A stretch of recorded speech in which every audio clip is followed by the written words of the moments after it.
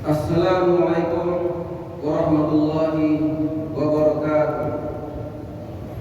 Alhamdulillah wassalatu wassalamu ala Rasulillah. Amma ba'd. Ikhwani fid din rahimakumullah. Insyaallah pada sore ini kita menyampaikan sebuah pembahasan tentang manhaj tarjih Muhammadiyah. Yang akan kita bahas adalah prinsip at-taisir.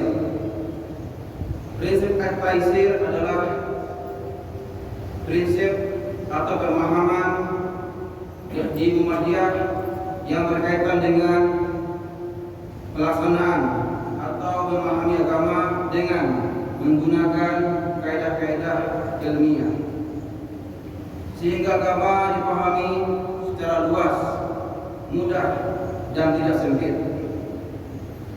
Dan dalam beragama tidaklah takaluf atau berat. Prinsip ini diambil dari Al-Quran dan As-Sunnah. Yang pertama, Al-Quran surat Al-Baqarah ayat 185. Allah Subhanahu wa taala berfirman, "Yuridullah bikumul yusra wa la yuridu bikumul usra." Allah Subhanahu wa taala menginginkan kemudahan bagi kalian dan Allah tidak menghendaki kesukaran bagi kalian.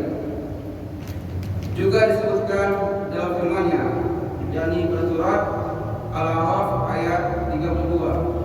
Allah Subhanahu wa taala berfirman, "Qul man harama zinatallah allati akhraja li ibadihi wa thayyibat min rizqi." Katakanlah wahai Muhammad, siapakah yang mengharamkan perhiasan yang Allah keluarkan untuk hamba-hambanya, dan siapa pula yang mengharamkan rezeki yang baik. Ayat ini menegaskan bahwa tidak sepantasnya seseorang menambah larangan padahal Allah membolehkannya. Kemudian dari As-Sunnah atau hadis dari Bukhari Muslim dari Anas radhiyallahu anhu, Nabi sallallahu alaihi wasallam bersabda, "Yassiru wa la tu'assiru wa basyiru wa la tunaffiru." Yang artinya, permudahlah, mudahkanlah, jangan mempersulit, sampaikanlah kabar gembira dan jangan membuat orang berlari. Hadis muttafaqun alaih. Kemudian hadis dari Bukhari dari Abu Hurairah radhiyallahu anhu yang mengatakan bahwasanya Nabi sallallahu alaihi wasallam bersabda, "Inna dina yusrun." Sesungguhnya agama ini mudah. Walan yusadad din ahadun illa ghalabah. Dan tidak ada orang yang takaluf atau orang yang menambah sesuatu yang tidak ada, melainkan agama akan mengalahkannya. Dari hadis ini, hadis pertama, dapat kita pahami bahwa dalam melaksanakan agama hendaknya kita menempuh jalan yang menggembirakan, jalan yang tidak mempersulit. Dengan demikian kita akan melaksanakan agama itu dengan gembira dan penuh dengan kesadaran. Sedangkan pada hadis kedua tadi kita dapati makna yang menganjurkan bahwasanya dalam mengamalkan agama jangan mempersukar yang akan nantinya membawa seseorang menjadi jenuh. Pernah pada zaman Nabi datang 3 orang. Mereka datang ke rumah Nabi, ke rumah istri-istri beliau.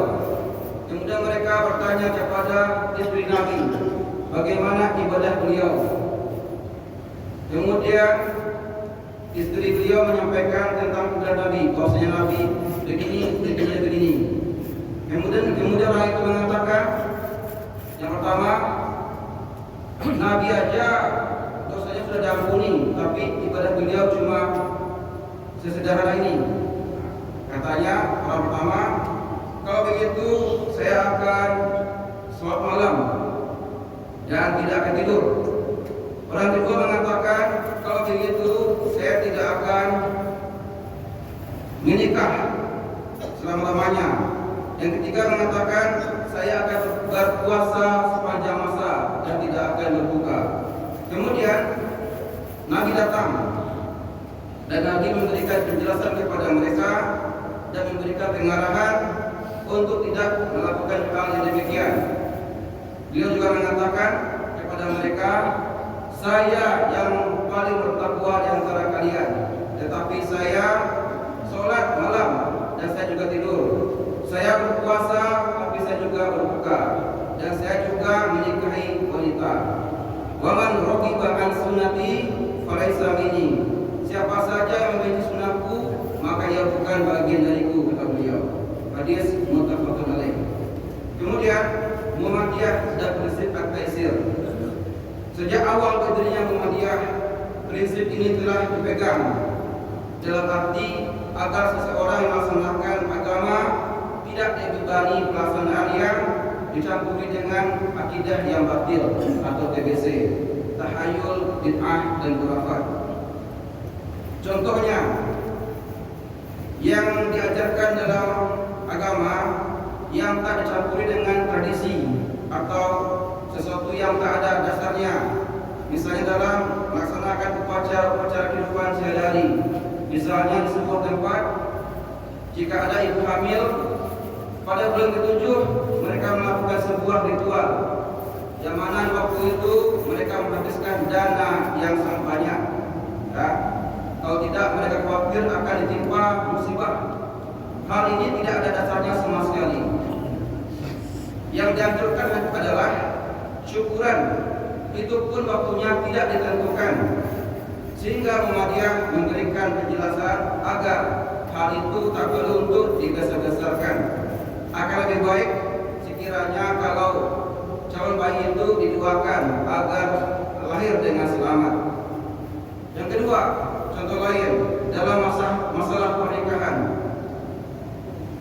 Di masyarakat biayanya sangat memberatkan, ya. Padahal Islam menganjurkan kemudahan dan kesederhanaan dan tidak berlebihan. Prinsip ini, yakni sederhana dan memberikan kemudahan, itu yang dilaksanakan oleh Muhammadiyah. Muhammadiyah menganjurkan hal demikian, mengingat pernikahan yang diajarkan dalam Islam yang terpenting adalah akadnya, ya, sesuai dengan rukun dan syarat disaksikan oleh masyarakat, dan walimah dilakukan dengan sekedarnya saja. Contoh berikutnya, yang ketiga, dalam masalah upacara kematian.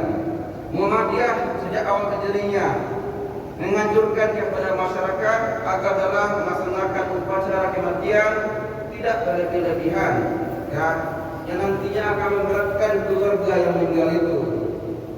Muhammadiyah menghendaki agar beramal sesuai dengan prinsip dasarnya dan tak usah melakukan selamatan, baik itu pada hari pertama, ketiga, ketujuh, 100, 1000 dan sebagainya.